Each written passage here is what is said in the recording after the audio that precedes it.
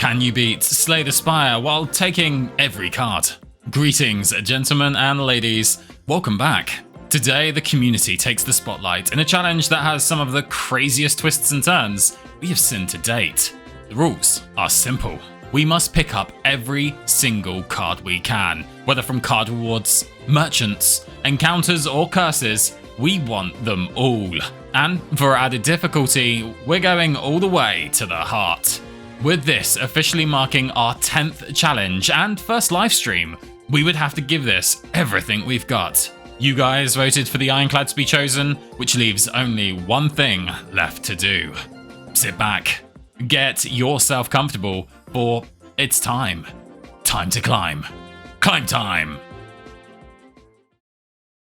Today, we are given 4 choices. Removing a card, obtaining a random relic, transforming 2 cards, or losing our relic for a random boss one. Both removing and transforming our cards were not allowed, and with healing between combats being valuable here, I pick up the relic, Blood Vial. This heals us 2 HP at the start of every combat. Our introductory battle was against a couple of slimes. They go down without issue. For card rewards, I choose the Anger. The initiating merchant welcomes us to his shop. After much deliberation, Fiendfire was chosen, both to help us exhaust our deck size in combat and for the high damage it could deal. We move into our first question mark event and... Wing Statue. Really?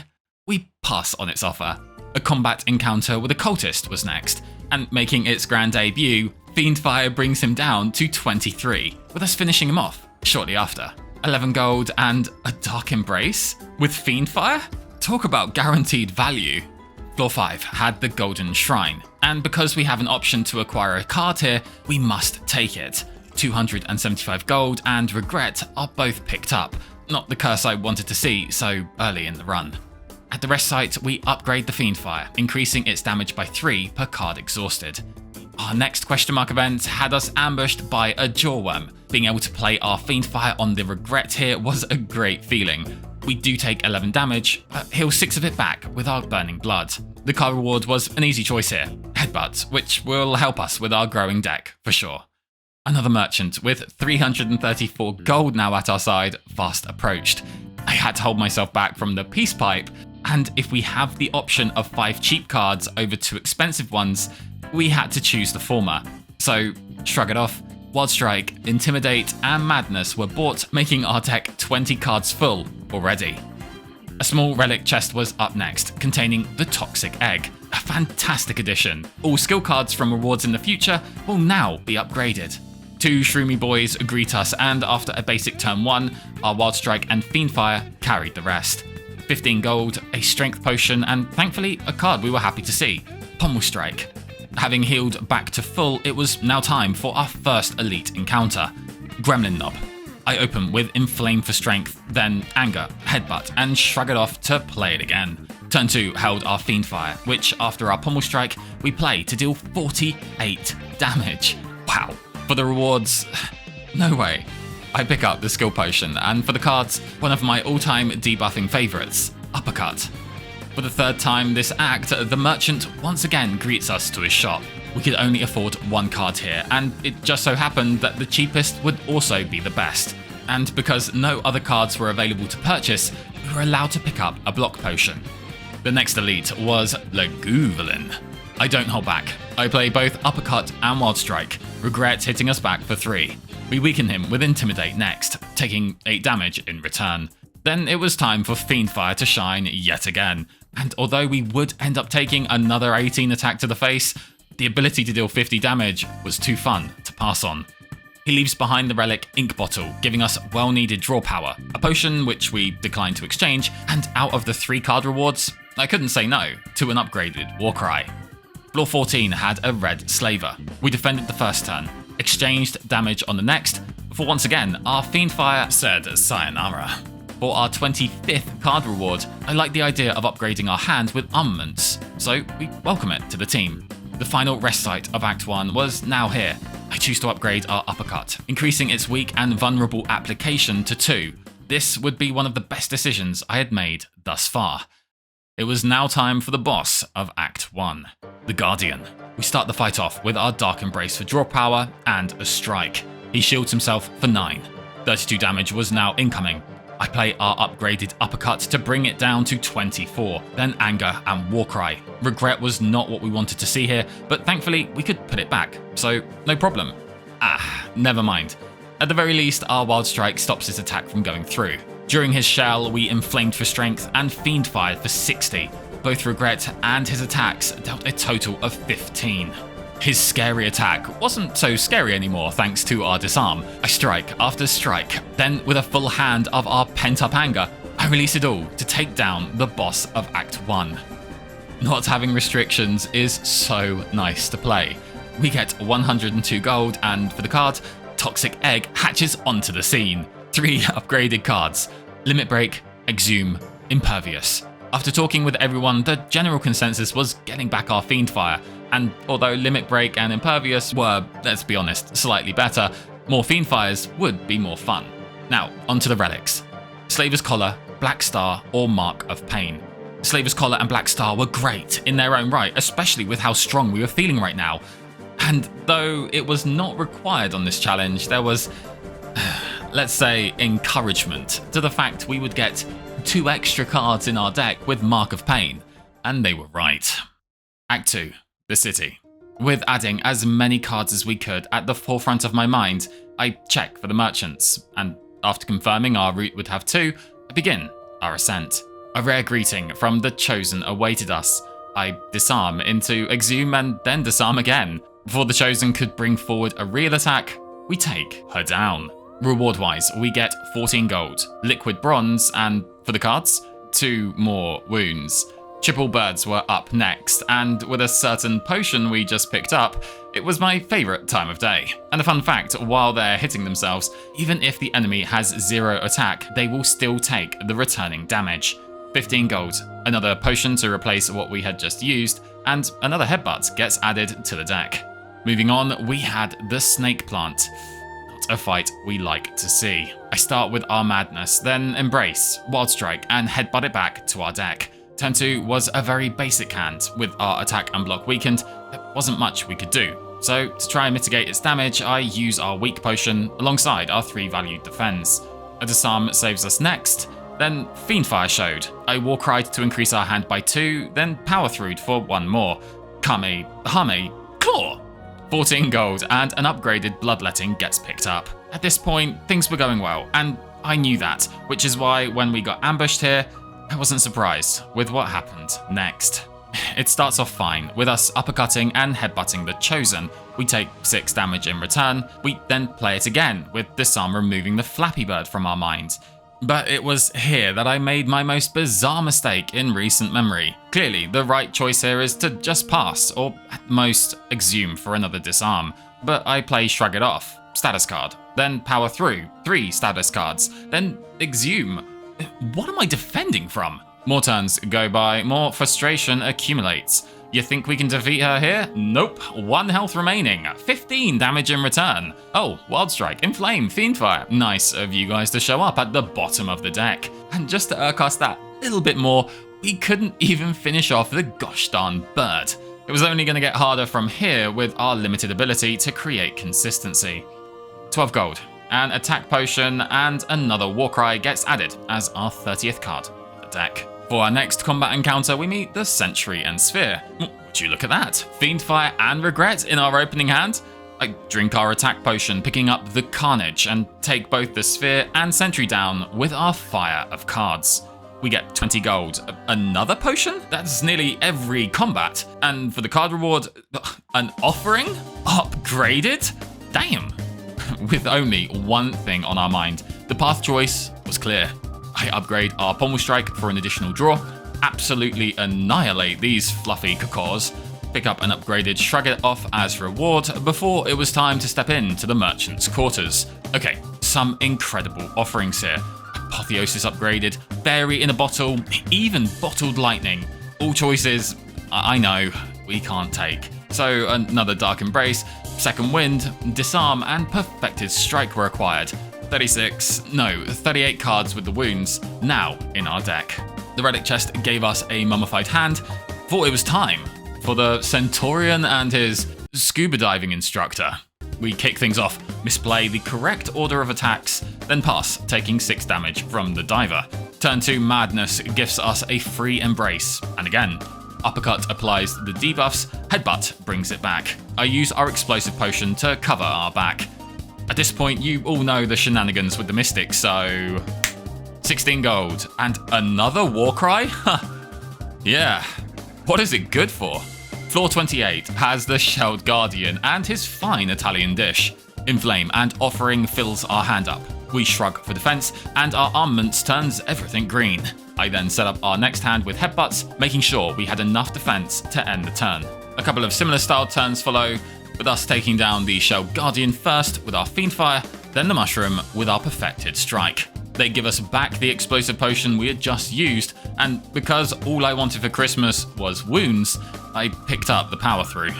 The next foe we had to defeat was our Lord and Saviour, and no matter what he threw at us, we defended turn after turn after turn until his eventual demise was realised. He left us an upgraded ghostly armour, which we were very happy to see. Talking of things we were happy to see, another merchant. Oh boy! We enter with 52 gold in hand, exiting with our 4th copy of Warcry, marking our 40th card in the deck. The final battle of Act 2 was against the Snake Plant, aiming 21 damage at us straight away. There's going to be a lot of cards played here. I play Warcry 1, 2, 3 times, then Offering, Disarm, Warcry, Disarm, Bloodletting, Perfected Strike, Headbutt, Anger, Power Through, and finally Strike. We block its attack. Our Perfected Fiend combo finishes it off. We get 11 gold, a block potion which we exchange with our explosive, and a fantastic card was here, True Grit, synergizing well with our trinity of exhaust, draw, and defense. The final rest site was up next, and with 2 block potions on our belt, I choose to upgrade our Dark Embrace over resting. Now, it was time for the boss of Act 2, the Automaton. Things start off a little rough. I play our armaments before the skill potion. Whoopsie. I then dual wield our anger, sending as much damage as we could. His orb minions enter the battlefield. I focus on draw and defense when all of a sudden Fiendfire showed itself. With another Dark Embrace active, it was time to draw once, twice, 3 times, 4 times, now having a full hand. There was only one thing left to do. Megamine? I follow it up with a silly offering, a disarm for the big guy, then inflame and wild strike. Did the orb just take a wound? Turn 3, I play our bash correctly first, and thanks to our ink bottle, we were able to cycle the anger, bringing the boss's health down to 72. And with the speed of which we were damaging him, couldn't even charge up his hyper beam. One final perfected strike would ultimately assure our victory. Well, this deck is something. But you know what I think it needs? More cards.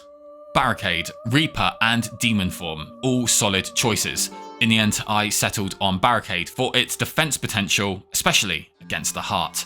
For the relics, oh, you've got to be kidding me here. Astrolabe and Sozu were there, but Cursed Key, I mean, more cards. Yay. Come on, Key, let's take this next act by storm. Act 3, The Beyond. I check the map, not only for merchants, but also the Flaming Elite, as it yet to pick up a single key fragment. We get warmly greeted by the shapes. I start with our Dark Embrace, then draw as much as we can, allowing us to take down Repulsor. Turn 2 and 3 had me searching for some form of attack to stop the Exploder exploding, and then left the Spiker. As we're barricaded, we could stack up nicely before playing our attacks.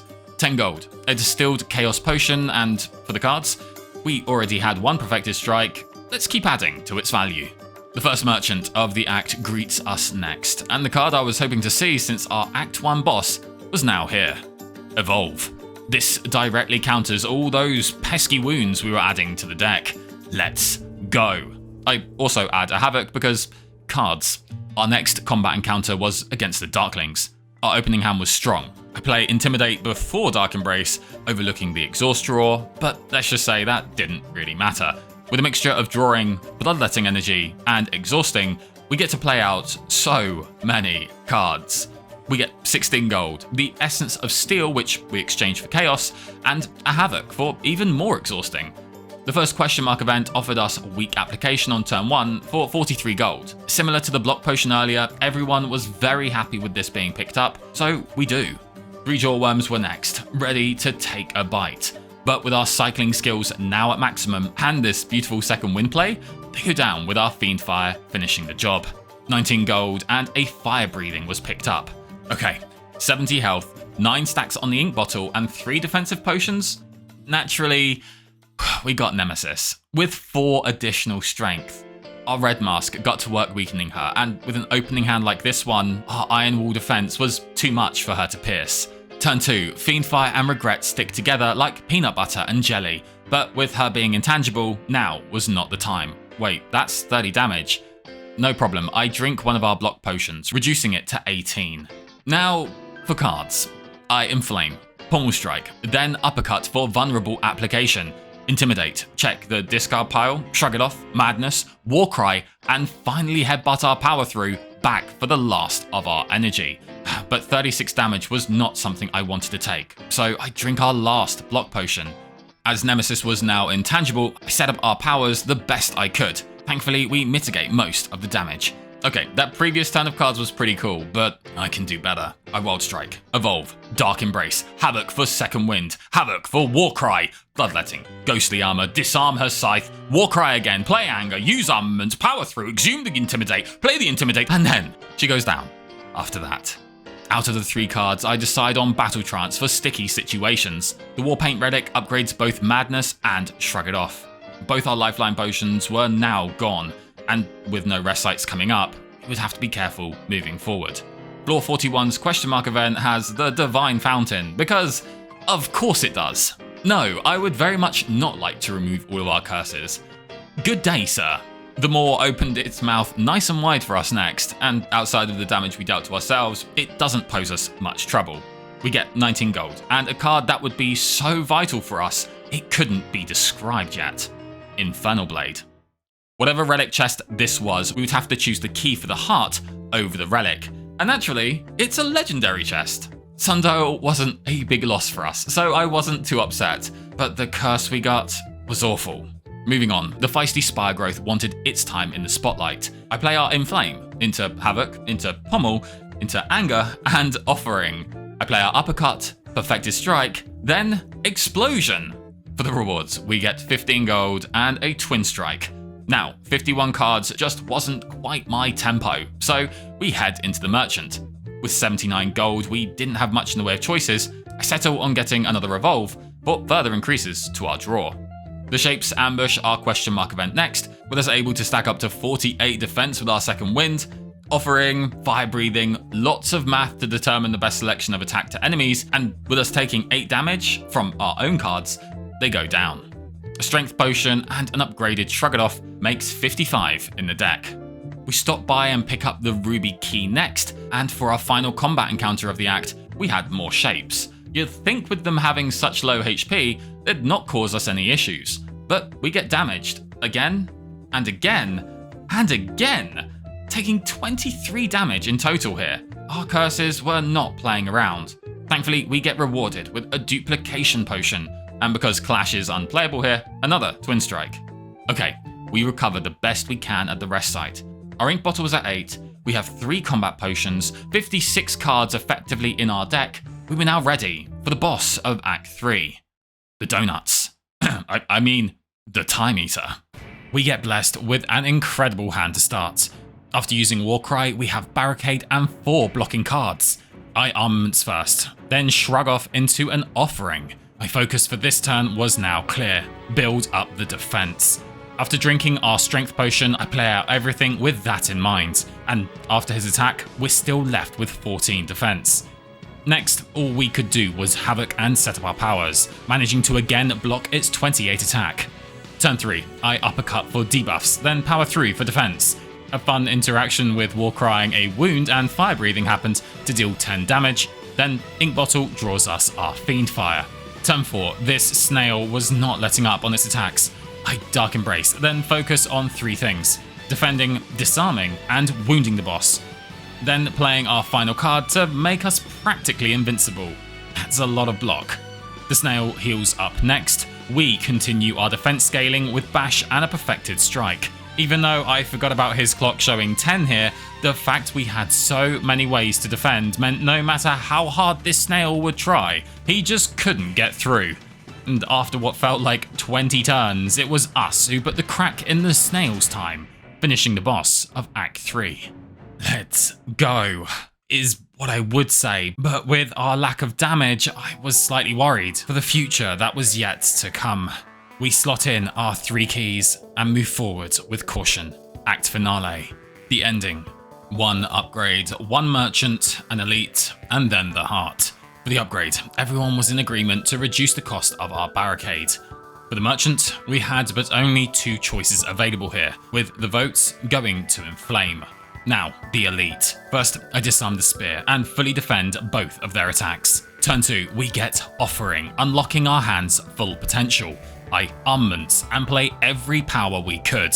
Double Warcry, and without our Dark Embrace active, our hand was getting less and less. I play our defend cards and make a massive mistake. Instead of just striking to change direction, I Fiend Fire. I could have brought it back with Headbutt. Turn 3, things go from bad to worse. We draw a hand without defense. I do manage to havoc away our Curse of Pain and weaken the shield, but 25 damage still gets through. Turn 4, I play our powers and debuffs, then exhume the Offering. Take 6 damage to find Battle Trance, which finds Barricade. A second wind draws our wounds, but this was absolutely brutal, finishing the fight with only 42 health. For the loot, we pick up a solid relic for the rare times that we actually have energy remaining. And now, the card rewards. Okay, looking back, Rupture would have been everything here. Not just for Bloodletting or Offering, but Pain. Every single card we would play with it in our hand would give us 2 strength. It was the answer we were looking for, but 2 hours in, without a break, I just didn't realise at the time. Doing one final check of our 58 card deck, at the very least, we could be proud that we made it this far. It was now time for the final boss of Act 4, the Corrupt Heart. I start with a ghostly armor proccing our ink bottle, then disarm, pommel, and disarm again. The heart responds, trying to seduce us with adding more cards to our deck. Turn 2, it's not doing any damage. I Offering, Shrug for defense, Power Through, Wild Strike, Normal Strike, Bloodletting, Perfected Strike, and again! And then clearly forget about the fact we have Ice Cream. No problem. Actually, big problem. The heart is now aiming 51 damage at us, nearly double our remaining health. I Shrug for defense, Evolve, then exhume our Offering, double Dark Embrace for our card draw, then play out our Warcries, Intimidate for weak, Uppercut for vulnerable, armaments into anger, then a lucky havoc on our barricade. Warcry, defend, and things weren't looking good. Lethal was still showing, we only had 2 energy. I drink both our potions and play our defense. Including the burn, the boss has 40 damage. With our plated, we have 43 defense. 3 health remaining. Unhexed hand, no. Regrets. Never mind. Second wind. Wait, we have Headbutt. Use your head. We get back Power Through. 2 health remaining. Then second wind brings us up to 27 block and a full hand. I Havoc the Slime. Fire Breathing for damage. Then True Grit the Ethereal Void. Pain draws. We can't play any more cards. The heart has 553 health. We have 2. I was ready for fate to take its course. Of the over 30 effectively useless attack cards this Infernal Blade could bring us, I couldn't believe what we were about to see. Body Slam. I hadn't even considered this card as a possibility. Wait, could we actually do this? Even with my brain only working at 50% ability, I went limitless, doing as many lines as were possible and entered a flow state. I hold off with our Body Slam. Headbutt shows. You think playing double slam is right? It's not. I headbutt the pain and havoc the curse. Ghostly armor, then Body Slam for 80. I play 2 more angers, not for damage, but with the ink bottle stacks in mind. We get brought down to 30 block. The beat of the drum was being buffed next. I shrug, True Grit, Madness, Inflame, Bash, Defend, Body Slam for 84 damage, then Perfected for 45. Come on! We end with 53 block. 2 damage per card was now in effect, 44 damage prepared from the boss. I return our Body Slam with Headbutt, shrugging it off into our hand, then again for a Havoc. No, stop!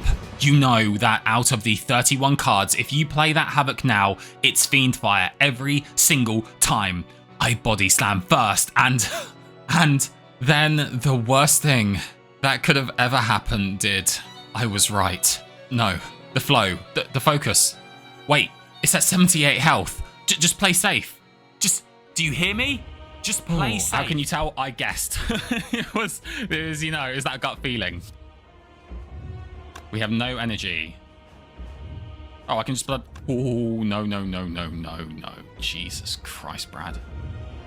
Not bloodletting. I nearly pressed it. No! I